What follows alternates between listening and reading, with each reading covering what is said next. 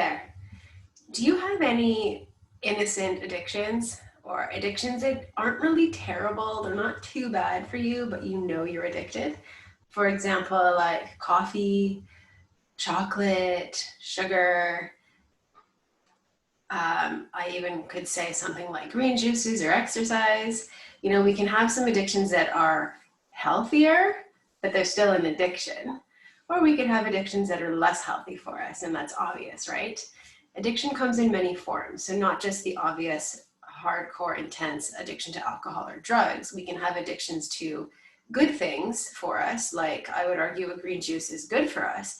But if we're addicted to it, then there's something going on behind that that's actually even more bad for you. There's an energy with addiction that's not good for us. Whenever we need something, there's this like the necessity, like I have to have this or else. If I don't have this, I will be tired. I will be grumpy. I will be this. I will be that. Then we have a problem because there's an imbalance going on when there's this need for something. In the ideal world, we would be completely self-reliant. We don't need to go to have our coffee for energy. We generate our energy from within. We don't need the green tea for energy because we make our own energy. We don't need to watch TV to unwind because we know how to process our thoughts and unwind ourselves, right?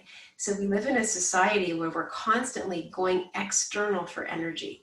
So these little addictions that we have, on one level, they're not great. The obvious thing is, well, yeah, like you shouldn't have sugar. It's not good for you. You shouldn't smoke. It's toxic. It's bad for your lungs.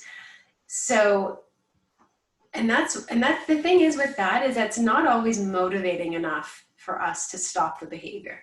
Everybody who smokes knows it's bad for them, right? But they get so much out of it that they keep smoking. When I was addicted to chocolate for over 10 years. I knew it wasn't good for me, but it gave me such pleasure that I convinced myself it was. And I'd go for the 80%, 85% or higher dark chocolate and told myself, well, it's a health food, right? It's good for me. And it was so much fun. But like at the end of the day, whenever there's this urge, this like uncontrollable need for something, we know that there's a problem and we're not in balance. And one of the side effects of that relationship with something is that it creates a blockage in our energy. It creates a blockage in our life in other areas. So just because I have this need, let's say, to eat chocolate and I allow that relationship to exist between me and chocolate and I allow it into my life, that's actually creating chaos in other aspects of my life that I can't see because it's creating this blockage of energy. And so the energy is not going to flow properly in other areas where I may need it or want it to flow.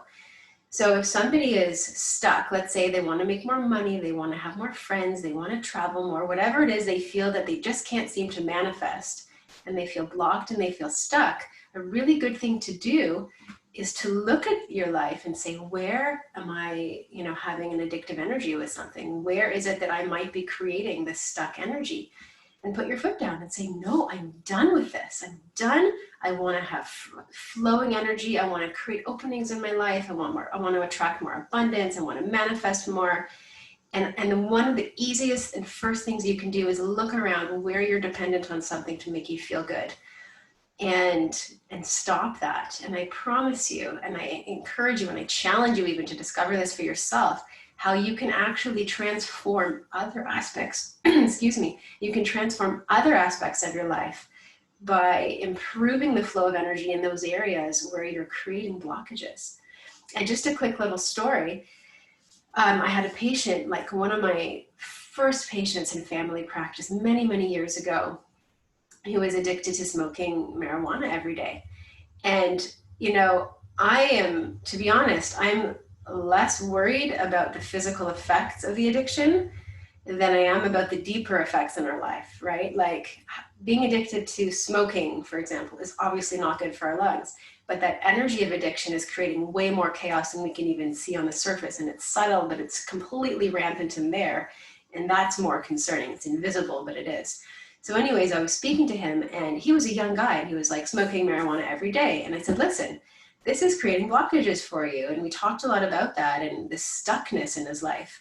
And that was what motivated him to stop smoking it. It wasn't, oh, the health risks. Like, he knew smoking is not good for me, right?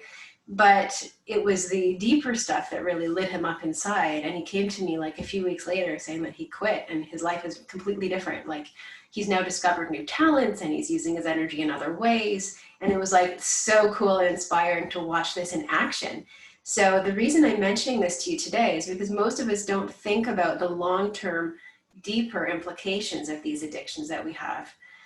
Even an addiction to like having a morning cup of coffee, right? Like, that's an energy that you're creating, a blockage and energy you're creating every day of your life.